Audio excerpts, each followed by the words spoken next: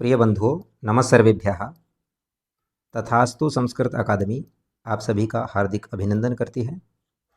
आज हम भारतीय दर्शनम इकाई से चारवाक दर्शन के कुछ प्रश्नों को आपके समक्ष प्रस्तुत कर रहे हैं। इन प्रश्नों को पढ़ने के बाद जो भी आपने चारवाक दर्शन का अकादमी के विभिन्न बैचेस में अध्ययन किया है, उसको लेकर के आपके मन में एक आत्मविश्वास बनेगा। तो चलिए अभी हम प्रश्न संख्या 1 को देखते हैं। ऋणम कृत्वा घृतम पिबेत। सबसे पहला प्रश्न इन्होंने पूछा है, ऋणम कृत्वा घृतम पिबेत इति कस्य सिद्धांतोऽस्ति। तो आप लोगों को जब हमने चारवाक दर्शन का अध्ययन करवाया था तो उस समय एक श्लोक बताया गया था, यावत् जीवेत सुखम जीवेत, यावत् जीवेत सुखम जीवेत। ये इस प्रकार का पाठ भी मिलता है और यावत् जीवम सुखम जीवेत ऐसा भी पाठ मिलता है। यावत् जीवम सुखम जीवेत ऋणम कृत्वा घृतम पिबेत भस्मीभूतस्य देहस्य पुनरागमनम कुतः। तो श्लोक हमें प्राप्त होता है, उस श्लोक में से एक अंश उठा करके यहाँ पूछा गया है कि ऋणम कृत्वा घृतम पिबेत इति कस्य सिद्धांतोऽस्ति। तो जैनियों का यह सिद्धांत नहीं है, बौद्धों का यह सिद्धांत नहीं है, वैशेषिक का यह सिद्धांत नहीं है। जैनियों के मुख्य सिद्धांतों को यदि आप देखेंगे तो उसमें स्यादवाद का सिद्धांत है, बहुत ही महत्वपूर्ण है स्यादवाद का सिद्धांत। बौद्धों के सिद्धांत की आप चर्चा करोगे तो उसमें क्षणिकवाद का सिद्धांत बहुत प्रमुख है, और वैशेषिक का जो है वो विशेष करके एक अलग से तत्व मानते हैं, अथवा परमाणुओं को स्वीकार करते हैं, तो परमाणुवाद ऐसा आप कह सकते हैं। परंतु चारवाक का कैसा सिद्धांत है कि ऋणम कृत्वा घृतम पिबेत, अर्थात कोई व्यक्ति सुखपूर्वक जीने के लिए किसी भी हद तक जा सकता है, ऐसा चारवाक उसको अनुमति देते हैं। तो प्रथम प्रश्न का सही उत्तर आपका होगा चारवाक दर्शनम, ये आपका सही उत्तर है। अभी अगला प्रश्न देखते हैं, प्रश्न संख्या 2। भूतचतुष्टयवादस्य पुरस्कर्तारः के सन्ति। भूतचतुष्टयवाद, इस शब्द के अंदर ही आप देखेंगे भूत और चतुष्टय, यानी आपको एक पंक्ति याद आ रही होगी अभी चारवाक दर्शन में जो हमने पढ़ी थी, तत्र चत्वारि भूतानि, तत्र चत्वारि भूतानि भूमिर्वायवनिलानिलाः। उनको बताया गया कि वहाँ 4 ही भूत हैं, अर्थात भूत चतुष्टयवाद ये जो सिद्धांत है इसके पुरस्कर्ता, यानी इसको आगे लेकर के जाने वाले, इसको आगे बढ़ाने वाले कौन हैं? क्या मीमांसक हैं? नहीं। क्या चारवाक हैं? बिल्कुल चारवाक ही हैं, ना तो जैन हैं ना नैयायिक हैं। क्योंकि जैन हो चाहे मीमांसक हों या नैयायिक हों, ये 4 भूतों को नहीं मानते, ये पंच महाभूतों को ही मानते हैं। मीमांसा में भी महाभूतों की संख्या 5 ही है, जैनों में भी 5 ही है, नैयायिकों में भी 5 ही है। तो 4 कहाँ है? 4 है चारवाकों में। इसीलिए इसका सही उत्तर जो है वो आपका चारवाकाः यह हो जाएगा। तो आपका यह ऑप्शन जो है ये सही चारवाकाः हो गया। अगला प्रश्न देखते हैं, पृथिव्यप तेजो वायवः चत्वारि एव तत्वानि इति कस्य अभिमतम्। पृथिव्यप तेजो वायवः, अभी पिछले ही प्रश्न में मैंने आपको बताया भूत चतुष्टयवाद, उसी को एक अलग तरीके से पूछने के लिए पृथिव्यप तेजो वायवः ऐसा लिख दिया जाता है। तो चत्वारि एव तत्वानि इति कस्य अभिमतम्, इनको 4 महाभूत तो ये बोलते ही हैं, 4 महाभूत ऐसा तो ये बोलेंगे ही, परंतु इसके साथ साथ केवल यही मूल तत्व हैं पूरी सृष्टि के, यानी सृष्टि का जो निर्माण है या सृष्टि की रचना प्रक्रिया है उसके आधारभूत जो तत्व हैं वो ये 4 ही हैं। इसमें सर्वप्रथम है पृथ्वी, उसके बाद है अप, उसके बाद तेज और उसके बाद वायु, यानी पृथ्वी, जल, अग्नि और वायु। पृथ्वी, जल, अग्नि और वायु, ये 4 ही तत्व कौन सा मत स्वीकार करता है, किसके मत में यह पृथिव्यप तेजो वायवः चार तत्व होते हैं, ऐसा प्रश्न है। क्या लोकायत के मत में है, या आरहत के मत में है, वैभाषिक के मत में है, या काणाद के मत में है? वैभाषिक जो है वो आपका बौद्ध का एक संप्रदाय है। आप कहिए कि जिस तरह से नास्तिक दर्शनों में तीन आपको नाम प्रथम में बताए गए थे प्रारंभ में, चारवाक, जैन और बौद्ध। बौद्धों में आगे चार संप्रदाय हैं। सबसे पहले है माध्यमिक संप्रदाय, उसके बाद है योगाचार, फिर है सौत्रांतिक, और सौत्रांतिक के बाद है अंतिम वैभाषिक। ये चार संप्रदाय हैं किसके? बौद्धों के। तो उन्हीं चार संप्रदायों में से एक यहाँ ऑप्शन में दिया वैभाषिक। ये उत्तर सही नहीं है, क्योंकि चार ही महाभूतों को ये स्वीकार नहीं करते वैभाषिक लोग। क्या आरहत स्वीकार करते हैं? आरहत जो है नाम, वो जैनों का ही दूसरा नाम है। जैन जो दर्शन है उसका ही दूसरा नाम है आरहत दर्शन। क्यों इसको आरहत दर्शन कहा जाता है? क्योंकि जैन दर्शन में एक सिद्धांत कार्य करता है कि हर कोई व्यक्ति सर्वज्ञ हो सकता है। चाहे कोई भी हो दुनिया में, हर कोई सर्वज्ञ बन सकता है, यानी किसी में भी सर्वज्ञ बनने की सामर्थ्य है पूरे विश्व में। अर्थात सर्वज्ञम भवितुम अर्हः अस्ति, अर्हता अस्ति, क्योंकि उनमें अर्हता है। अर्हता माने योग्यता है, इसीलिए इस दर्शन का एक नाम आरहत दर्शन भी पड़ जाता है। काणाद जो है, काणाद मतम जो लिखा है हमने, वो वैशेषिक का दूसरा नाम है। वैशेषिक दर्शन का दूसरा नाम काणाद है। क्यों इसका दूसरा नाम काणाद है? क्यों इसको काणाद कहा जाता है? क्योंकि वैशेषिक संप्रदाय जो है उसके प्रवर्तक आचार्य कणाद महर्षि हैं। कणाद महर्षि, तो कणाद महर्षि के द्वारा प्रवृत्त होने के कारण से इस मत को काणाद मत कहा जाता है। इनके मत में भी पृथिव्यप तेजो वायवः ये तत्व नहीं होते हैं। तो अंतिम आपका लोकायतम बचा। लोकायत जो नाम है वो आपका चारवाकों का होता है, क्योंकि लोक में बड़े प्रसिद्ध होते हैं ये, इसीलिए इनका नाम लोके व्याप्तम।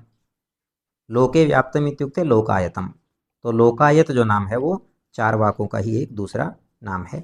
यही इसका आपका इस प्रश्न का सही उत्तर यही होगा, लोकायतस्य। लोकायतस्य अभिमतमस्ति पृथिव्यप तेजो वायवः चत्वारि एव तत्वानि इति। अगले प्रश्न पर चलते हैं। देहात्मवादे कः विश्वसिति। देहात्मवाद ये एक सिद्धांत है, इस पर कौन विश्वास करता है? इनमें से ये चार ऑप्शन दिए हैं, नीचे चार विकल्प दिए हैं। इन चारों में से कौन ऐसा व्यक्ति है, कौन ऐसा मत है, कौन ऐसा दर्शन है जो देहात्मवाद को मानता है?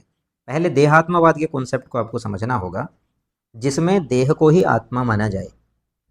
देह एव आत्मा, यदि ऐसा कोई व्यक्ति स्वीकार करता है तो उसे कहा जाएगा देहात्मवादी। देह ही आत्मा है। क्या विज्ञानवादी कहता है कि देह ही आत्मा है? बिल्कुल नहीं। विज्ञानवादी एकमात्र विज्ञान तत्व को ही मानता है। विज्ञान अर्थात बुद्धि, जो हमारी आंतरिक सत्ता है, जो आंतरिक सत्ता है उसको ही एकमात्र तत्व मानता है विज्ञानवादी। क्या वैभाषिक मानता है? नहीं। वैभाषिक जो है वो आंतरिक और बाह्य दोनों तरह के पदार्थों की, दोनों प्रकार के पदार्थों की सत्ता मानता है, परंतु दोनों को ही प्रत्यक्ष भी मानता है। ये इसकी विशेषता है वैभाषिक की। अर्थात इसके मत में पूरा विश्व जो है वो सत्य है, पर उसके अतिरिक्त आत्मा जो है वो पृथक है। आत्मा कुछ और है, यानी चैतन्य जो है वो कुछ और है। उसको ये विज्ञान, शून्य इत्यादि कुछ भी मान सकता है, परंतु जो देह है वही आत्मा नहीं है, ऐसा वैभाषिक कहेगा। अब नैयायिक लोग नहीं, नैयायिक तो बिल्कुल ऐसा नहीं स्वीकार करते। नैयायिक जो हैं वो एक आस्तिक दर्शन की श्रेणी में आने वाले दार्शनिक हैं, इसीलिए वैदिक सिद्धांतों के अनुसार ही अपनी बातों को रखते हैं। तो नैयायिकों के मत में भी आत्मा पृथक है, देह पृथक है। आत्मा और देह ये दोनों पृथक पृथक वस्तुएं हैं, पृथक पृथक तत्व हैं, ऐसा कहिए। तो आपका अंतिम रहा चारवाक। चारवाक ही इसका सही उत्तर है। तो चारवाक के मत में देह ही आत्मा है, देह एव आत्मा इति अस्मिन् देहात्मवादे चार्वाकाः विश्वसिति।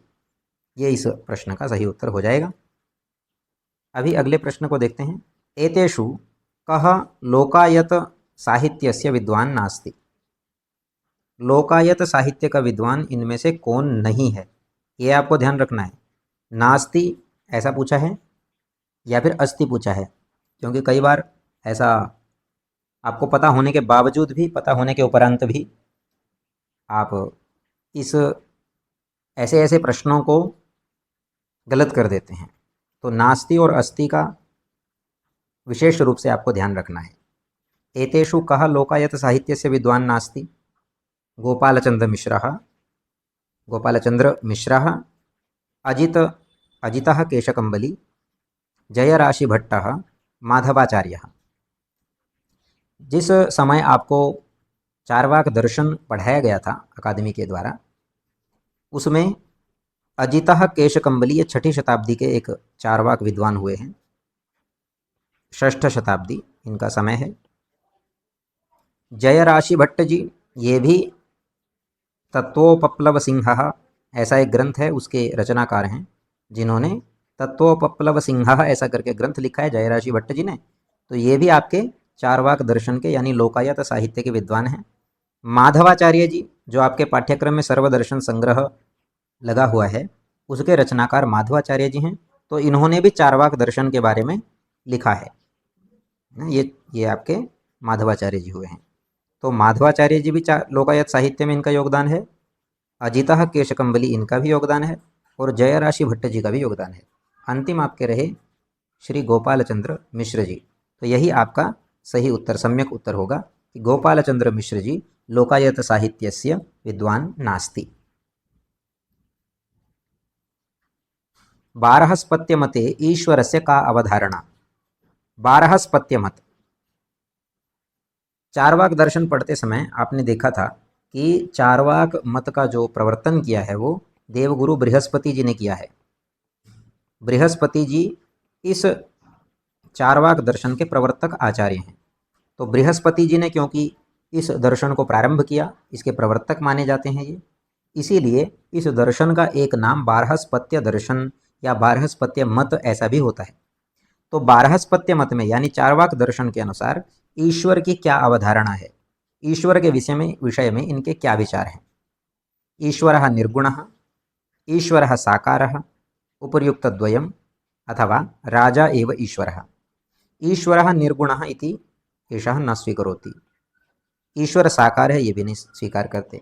उपयुक्त द्वयम तो स्वीकार करेंगे नहीं, क्योंकि जब दोनों को मैंने मना कर दिया है तो तीसरे का कोई विकल्प ही नहीं रहेगा। हाँ, राजा एव ईश्वरः ये चतुर्थ जो विकल्प है, इसको ही बारहस्पत्य मत में ईश्वर के बारे में एक सिद्धांत के तौर पर माना जाता है कि राजा एव ईश्वरः, जो जिस समय का कोई राजा है, प्रशासक है, वो शासक जो है वही आपका ईश्वर है। ऐसा चार्वाक दर्शन का मत है।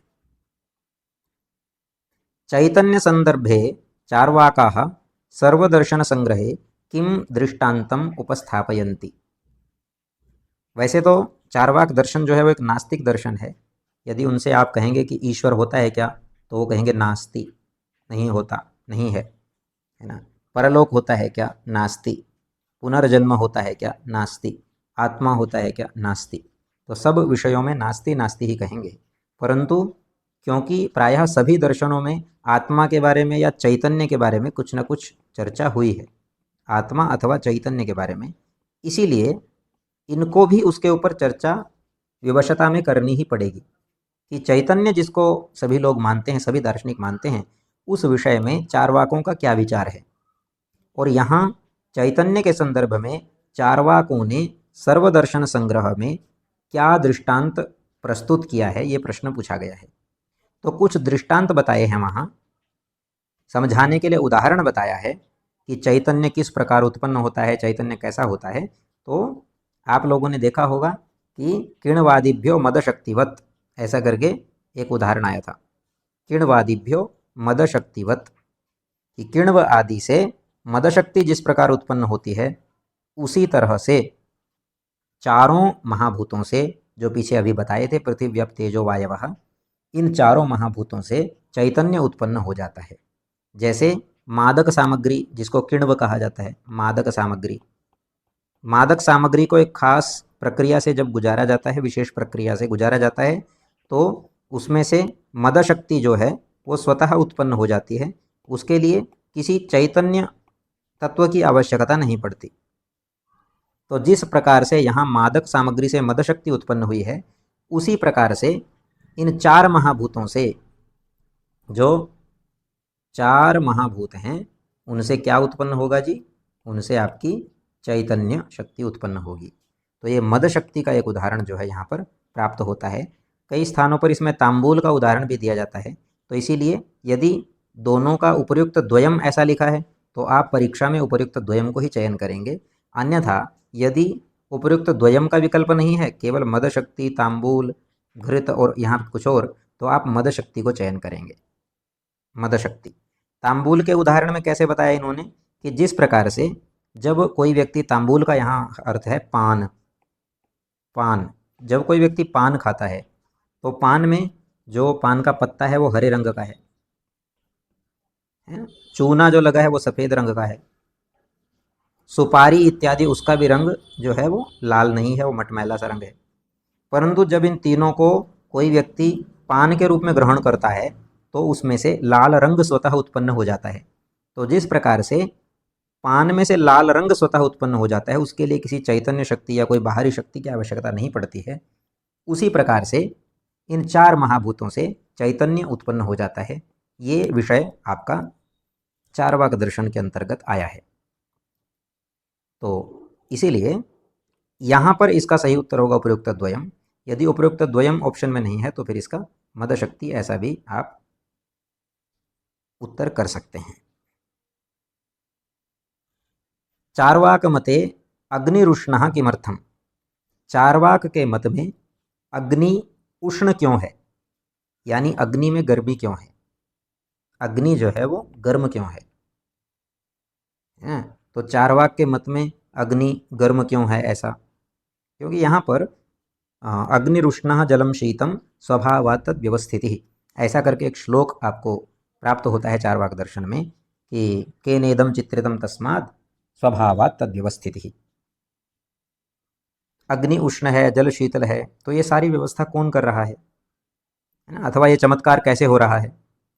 तो ये बोलते हैं कि चमत्कार नहीं है। चार्वाक कहता है कि ये चमत्कार नहीं है। यदि अग्नि उष्ण है और जल शीतल है तो इसमें स्वभावात् तद व्यवस्थिति ही, ये जो व्यवस्था है ये स्वभाव से ही है, ये स्वाभाविक है ना, जिसको हम कह देते हैं ना कि नेचुरल प्रोसेस है। तो ये नेचुरल है यानी स्वाभाविक है। तो स्वाभाविक है मतलब स्वभाव से ही ऐसा है, स्वाभाविक है। इसीलिए अब आप देखेंगे कि इसका उत्तर जो है वो आपका आ जाएगा स्वभावात्। रूप गुणात् अग्निरुष्णः वा सूर्यात् अग्निरुष्णः वा ओजोन कारणात् वा न, स्वभावादेव अग्निरुष्णः इति अस्य प्रश्नस्य उत्तरम्। दुःखं नरकः इत्यस्य दृढ़ः समर्थकः अस्ति। कः अस्ति? दुःखं नरकः। यहाँ चार्वाक दर्शन में कहा जाता है कि जो भी कंटकादिजन्यम दुःखमेव नरकः, जो कंटक आदि से उत्पन्न, कंटक का एक उदाहरण दिया इन्होंने, कांटा लगा किसी को या कोई छोटी सी भी चोट लग गई है, तो उस चोट से भी यदि कोई दुखी हो रहा है, दुख उत्पन्न हो रहा है उस व्यक्ति के मन में, तो वही नरक है। और यदि कोई व्यक्ति सुख की अनुभूति कर रहा है तो वो स्वर्ग है। तो स्वर्ग और नरक के बारे में यही धारणा हमारे चार्वाक दर्शन की होती है। तो दुःखम नरकः इत्यस्य दृढ़ समर्थकः अत्र अस्ति चार्वाकः। चार्वाक ही इसका दृढ़ समर्थक है। ये चारों जो ऑप्शन दिए हैं ये सही नहीं है। हेरोडोटस, सिगमंड फ्राइड, हिरण्यकश्यपु, ऐसा नहीं है। ये चार्वाक ही जो है वो दुःखम नरकः ऐसा मानता है। तो इस प्रकार से हमने चार्वाक दर्शन के प्रारंभिक 10 प्रश्नों को देखा। आशा है इन 10 प्रश्नों को आपने सही से समझा होगा। इनके एक एक विकल्प को आपने विश्लेषणात्मक दृष्टि से देखा होगा।